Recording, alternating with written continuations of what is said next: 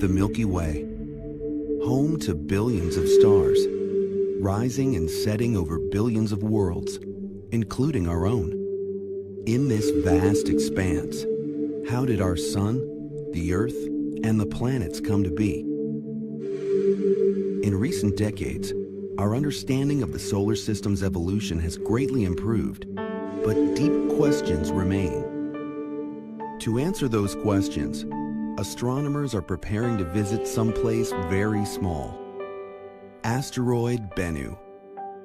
A lump of rock and organic material, the early building blocks of the solar system, of Earth, of us. Bennu is a time capsule, and its journey takes us way, way back, 4.5 billion years. The raw ingredients of Bennu and our solar system originated in a stellar nursery, a vast cloud of hydrogen, helium, and dust. Our own sun doesn't yet exist. Nearby are hot stars like this one, quickly burning up its fuel and destroying itself in a colossal explosion called a supernova. The explosion destabilizes our cloud, causing it to collapse. In the geologic blink of an eye, 100,000 years, gravity and angular momentum flatten the cloud into a swirling disk.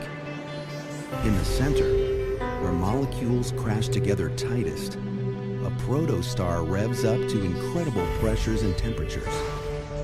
Deep within the disk, clumps of dust not much larger than a grain of wheat are flash heated into droplets of molten rock, called chondrules. The source of this heat remains a mystery. Chondrules are destined to become the building blocks of the solar system. Coaxed by gravity and turbulence, the chondrules clump.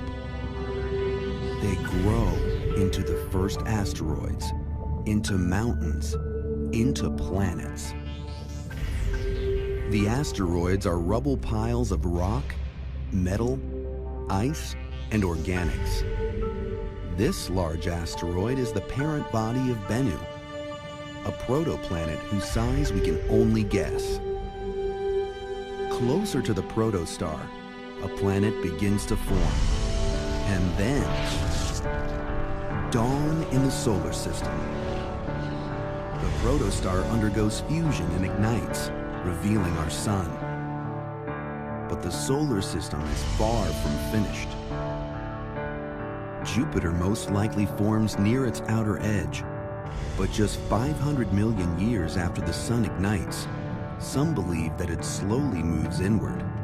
Its massive gravity ripples the asteroid belt, disrupting countless asteroids and comets, flinging them toward the sun.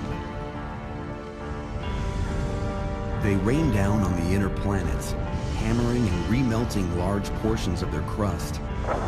Did these impacts also deliver organics and water, key ingredients for life? Back in the asteroid belt, Bennu's parent body is lucky. It survives this period of heavy bombardment. The solar system cools and calms. Jupiter and its many moons assume the orbits that we see today. Billions of years of quiet follow, more or less. Then 1 billion years ago, one theory suggests a collision shatters the protoplanet.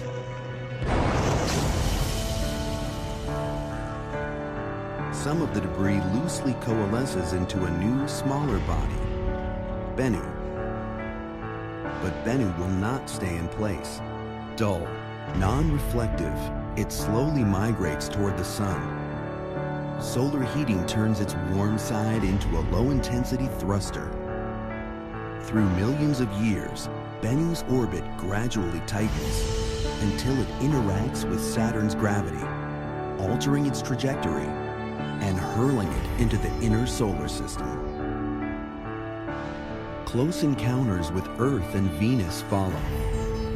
Their gravitational tugs may have repeatedly stretched and reformed Bennu, turning it inside out and pulling off loose material.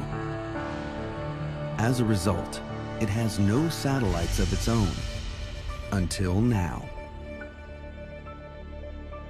Today, NASA is sending a spacecraft called OSIRIS-REx to explore Bennu and retrieve a sample. Why? Bennu has survived its long journey and settled into a near-Earth orbit, bringing its secrets within our reach.